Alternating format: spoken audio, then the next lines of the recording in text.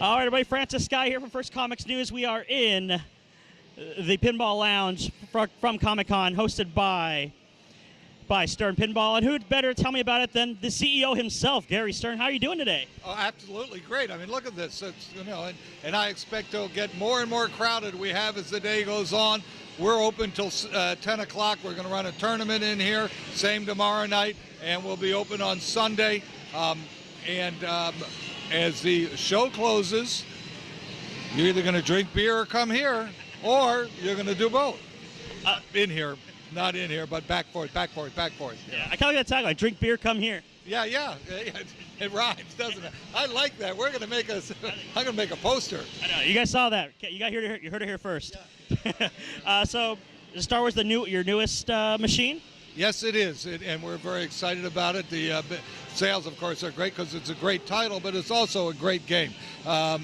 We make 3 different versions. We make a Pro, which these are, which operators and some homeowners use. We make a Premium that's got a few more things going. And then you take the Premium and add some collectability to it, limited edition, numbered, only 800 of them. They're all spoken for, and they're all numbered 1 of 800, 2 of 800. In this game, you pick who you're going to be to play as the player. You can be Princess Leia, R2-D2, Han Solo, Luke Skywalker, and the rules are different depending on who you pick. So it's kind of a few different games in one kind of thing. It is, absolutely. And there's a lot to do in this game. And, of course, you can hear in the background, it has the Star Wars music, and that just it makes an event. Yeah, I heard there's some authentic video, it looks like, so authentic sound, which is so vital to a lot of Star Wars fans. Sorry, guys, Star Wars fans. I don't know why I said that, but a lot of Star Wars, well, them too, but...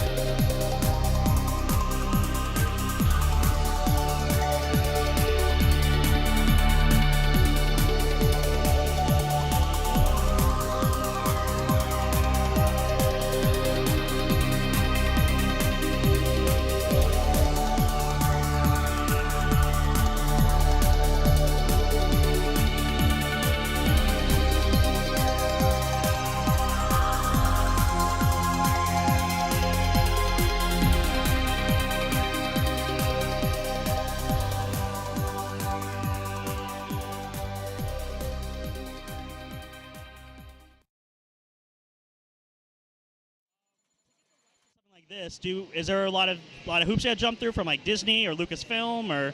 We deal with Lucasfilm, and in fact we know they'll be here during the show, and we'll be happy to show them, thrilled to show them this game. So have some of them actually been able to see it though? You said some are coming by later, but have some.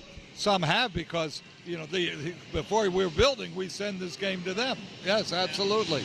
So they're all pretty receptive to it. Looks like the fans. Every time there hasn't been an empty machine, it looks like, for this whole time since. They're pretty much 3 deep waiting to play these. We also have a live feed with Jack Danger, who does Pinball Twitch.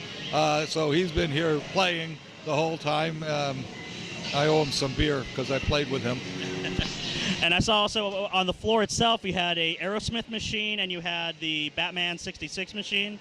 And a Star Wars on the floor. And a Star Wars on the floor. Yeah. And in fact, what we have is we have a premium version of the Batman 66, a limited version of Aerosmith, and the Pro version, like we have here, of Star Wars. We haven't started shipping the other versions of Star Wars yet. So how are they? How is it determined by what would you do for the next machine? Is it I'm a fan of Star Wars, or I love Aerosmith's music, or you guys have done Metallica? Do you guys kind of just determine that way, or is it just what people companies say, hey, can you guys do this? Well, we talk to licensors and they talk to us. We need our creative people to be interested, to want to do it, have their creative juices flowing, and we of course need our marketing people to be into it. We do 3 what we call cornerstone titles a year. The cornerstones will have a Pro, a Premium, and an LE, and we make rock and roll games. We make TV-based. We make movie-based. Batman 66, Aerosmith, Star Wars, and we also occasionally make a product. We made Harley, and I showed you my rented Harley out there because I caught the bug. But we're doing everything pinball. We have our games on Farsight's Pinball Stern Arcade. You can get them to download on your smartphones or on your Xbox, so forth. We work with Oculus and Farsight for virtual reality, and I happen to be a better VR player. Jody tells me because the ball runs slower. We make some private label games where we make for PAPS, we make Can Crusher for PBR, which they use for promotion. Everything pinball to expand the resurgence of pinball. And as you know, there has been a resurgence. You're interested in it. We're in barcades. We're in FECs. The barcade is a great new concept for our industry. And we, we're all over the world. We export almost half these games. So have you guys ever had thought of, like you're doing like a lot of the modern games, has anyone ever thought of trying to, I know they did it on the Pinball Arcade, which is a more virtual version, but to bring back a like actual version of some of the older classic machines, let's say like Pinball or anything like that? Yeah, I'm going to answer that in 2 ways. First of all, our Whoa Nelly, which is the base game for our PAPS game, is an older style game with drum units or wheels instead of LCD and that type of thing. So it is an older style game, and its game rules and play is an older style game. So we do make one of those. We've been asked a lot about making some of the games from the old Stern catalog, and we consider it, but we can't. These things take over a year to design, and better than $1 million invested in it. So we can only do so many games. And besides those cornerstone, we're already doing once in a while a Vault edition, which we update a game we made before. Spider-Man Vault being our most recent, and once in a while a studio game somebody brings us design, like Whoa Nelly. And how far back does your love of pinball go? Like, what would you remember your favorite machine growing up, or? My pinball connection goes further than growing up. I've been around pinball manufacture for 70 years, since I was 2. My father started as a pinball operator, somebody who places games in locations in Philadelphia. He then became a pinball distributor, selling games to other people. In 1947, he came to Chicago as a 35-year-old punk kid, and I can call him a 35-year-old punk kid because I'm 72. And he saw a 39-year-old punk kid, Harry Williams, who owned the Williams Pinball Company. He sat behind Harry's desk, kidding around, put his feet up on the desk, said, "Why don't you sell me the company?" And Harry said, "I'll have to go up in my airplane and think about that." And 3 hours later, he came down and he sold my father half of Williams.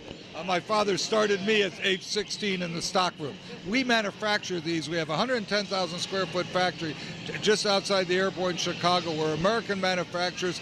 They're not brought in from China. They're made here, and we're very proud to be American manufacturers. Always have been. That's very cool. Very, very cool. And of the newer ones of now, do you have a favorite of those ones that you've made? Well, when I left the factory on Friday to go first to LA, I went out on the line, the production line, make sure everything looked right, and we were making Star Wars. So that was my favorite game. Now, a few months ago, we were making Aerosmith as our primary game. We continue to make all the games for some period of time. So Aerosmith was my favorite. We wouldn't make them if we didn't like them. Yeah. And, I am the salesman too, so I like them all. And of course, we know before Comic-Con, unfortunately, Adam West passed away. Did you ever get the chance to see this Batman 66 machine? Yes, absolutely. He saw it. We had it at Pinball Expo in Chicago. He was there. We had our 30th anniversary party. The company is now almost 31 years old, and so he was there with us, and he saw the game, and he signed autographs and took pictures with people. Even up, what was that, last October? So very active guy, very cool guy. And hopefully here, of course, we're at Comic-Con. Of course, hopefully some of the past and present members of the Star Wars cast can come check these out. Yes, I hope so. I hope so. Yeah. So again, this will be here for the entire weekend of Comic-Con, and then where you guys go after that? It'll be here all weekend, and these games will be sold to people right away. They're already demand for them, of course. All right, so keep a lookout for that. And Gary, thank you very much for letting us stop by and check out the machines. Guys have a fun Comic-Con, and good luck in the future, I guess you can say. And you have to play, and you'll have to play on the game that's being live fed so that the whole world will see your skill level. Yep, we're going to record this one. We're going to see how it happens. I'm usually really hot or really cold. We'll see how it happens. I do love pinball, though, so yeah, thank you guys for doing what you do and keeping pinball alive. Thanks for your interest. We do appreciate it. Thank you. Gary Stern, of course, here from Stern Pinball. We're here at Comic-Con 2017. This is First Comics News. Stay tuned for more. All right, everybody, Francis again for some bonus footage right now. I'm about to go live streaming. You're gonna, if you want to try and see this happen, let's see how I do in front of the world.